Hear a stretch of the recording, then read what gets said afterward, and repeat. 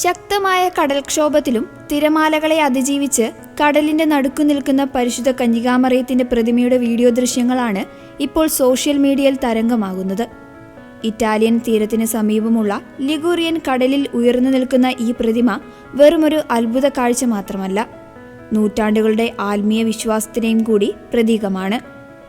കടലിലെ നക്ഷത്രം എന്ന് വിളിക്കപ്പെടുന്ന ഈ വെള്ള മാർബിളിൽ തീർത്ത മാതാവിന്റെ പ്രതിമ പോർട്ടോ വെന്യൂറ തീരത്തുള്ള ടിനെറ്റോ ദ്വീപിന് സമീപമാണ് സ്ഥിതി ചെയ്യുന്നത്. ലാ സ്പെസിയ ഉൾക്കടലിൽ സ്ഥിതി ചെയ്യുന്ന ഡെവിൾസ് റോക്ക് എന്ന അപകടകരമായ പാറക്കെട്ടിന് മുകളിലാണ് 6 അടി ഉയരമുള്ള ഈ മാതാവിന്റെ പ്രതിമ നിർമ്മിച്ചിരിക്കുന്നത്. 2003 ഓഗസ്റ്റ് 17 പോർട്ടോ വെന്യൂറയിലെ മഡോണ ബിയങ്ക തിരുനാളിന്റെ ഭാഗമായി സന്നദ്ധ പ്രവർത്തകരാണ് ഈ പ്രതിമ ഇവിടെ സ്ഥാപിച്ചത്. 2008 ശക്തമായ കടൽക്ഷോഭത്തിൽ പ്രതിമയ്ക്ക് കേടുപാടുകൾ സംഭവിച്ചുവെങ്കിലും പിന്നീട് പുനഃസ്ഥാപിക്കുകയായിരുന്നു.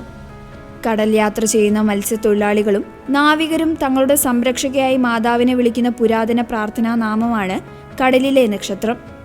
1399 പ്രദേശത്ത് പ്ലേഗ് രോഗബാധയുണ്ടായപ്പോൾ പ്രദേശവാസിയായ ലുസിയാഡോ എന്നയാൾ മാതാവിന്റെയും ഉണ്ണീശോയുടെയും ചിത്രത്തിന് മുന്നിൽ പ്രാർത്ഥിച്ചതിനെ തുടർന്ന് ചിത്രം പ്രകാശിക്കുകയും പ്ലേഗ് മാഞ്ഞു പോകുകയും ചെയ്തതെന്നാണ് പ്രാദേശിക വിശ്വാസം.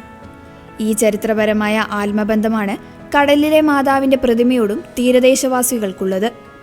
സോഷ്യൽ മീഡിയയിലൂടെ ലോകം മുഴുവൻ ഈ ദൃശ്യങ്ങൾ കണ്ട് അത്ഭുതപ്പെടുമ്പോഴും കടൽ യാത്രകളിൽ തങ്ങളെ കാത്തു സംരക്ഷിക്കാൻ മാതാവുണ്ടെന്ന ഉറച്ച വിശ്വാസത്തിലാണ് പ്രദേശവാസികൾ.